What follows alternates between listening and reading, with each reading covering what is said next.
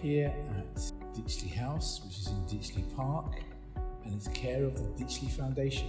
Ditchley's been around for about 60 years. It's based here at Ditchley Park, and its purpose, its really broad top-level purpose, is to increase international understanding, find common ground between nations.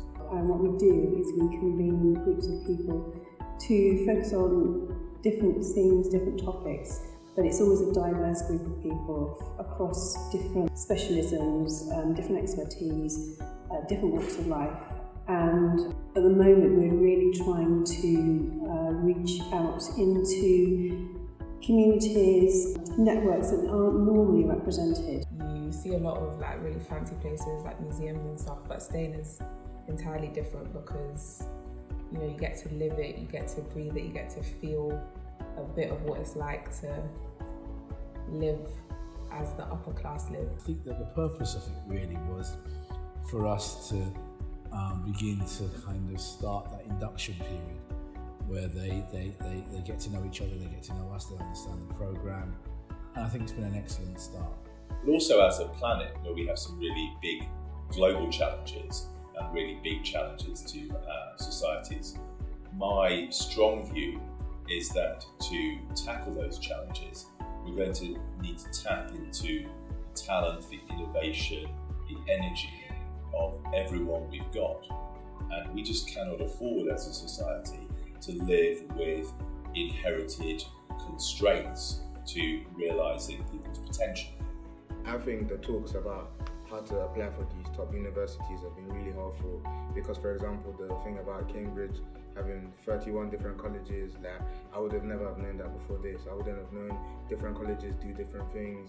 I would have just thought you just apply for Cambridge and you just get into Cambridge, where actually really helps you to understand, because it's good saying I want to go to Cambridge, I want to go to Oxford, but if you don't know how to get in there, if you don't know the steps you need to take, then you won't get there. But Generating Genius are brought in people to show us that this is how we can get in there, these are the opportunities available to you, and you need to take them and utilize them. Today we invited Funke Karim from Project Halo, and they're funding scholarships on the amounts ranging from £15,000 to £25,000. At the moment, it's supporting 3 students in their living costs at university, and they now are specifically reaching out to our new cohort, of which they're going to support them in terms of Oxbridge entry. And that was excellent. And of course, it blended nicely because we then had Victoria Harvey from Lucy Cavendish College, Cambridge. And she was fantastic in the way she supported the students and helped them in terms of the admissions process into Cambridge. They really opened my eyes to my future, and I've always felt ambitious, but now they're actually practically telling me what I can do, and I just want to go home and work really, and it's really put me in a good mindset that I needed before coming here actually.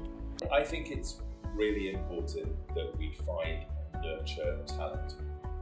One aspect of that is that it's just right that we do so, that we should be looking for people who are talented and helping them, because that's part of allowing them to be who they can be. In terms of this programme, is not just do a science enhancement course, but it's actually to develop these students as thought leaders.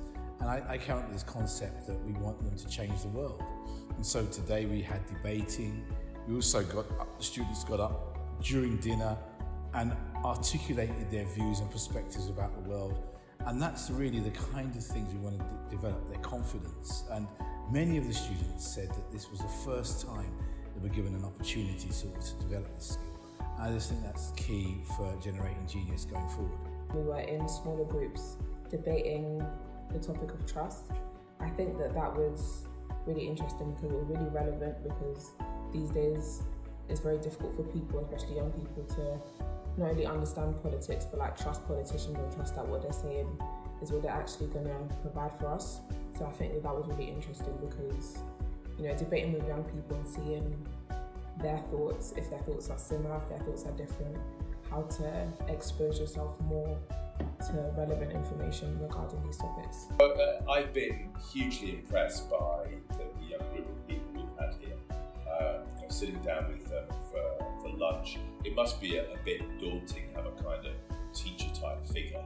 Given that they're 16, that must be how they view me sit down with them. I thought they handled that really well. I would urge them to have real confidence in themselves and in their abilities. But I would also urge them to try and read and talk and think beyond their school subjects, because I think that's what could hold them back. And that's why I think a program like this is really important. Yes, they need to be excellent at school, but they need to have those softer skills, even as scientists, to realise their full potential as people and as scientists and in the workplace. So keep working hard, but keep reaching out as well and trying to have the broadest view as possible. Going forward now, we've said it in terms of the programme, is to look at those opportunities that will come out through work experience. It's going to come out through doing different kinds of activities, and of course visits to top universities that they wouldn't otherwise get. I just want to receive more and more fantastic opportunities, which I know I will, which help me to build myself as a person and help me to build my skill set. So even at the end of the program, no matter where I go, I can say Uni Genius has added something to my life, something of good value, that no matter where I go, I can say I was a part of the Uni Genius 1920 cohort, and these are the skills that I've gained for life, that no one can take these things away from me no matter where I go.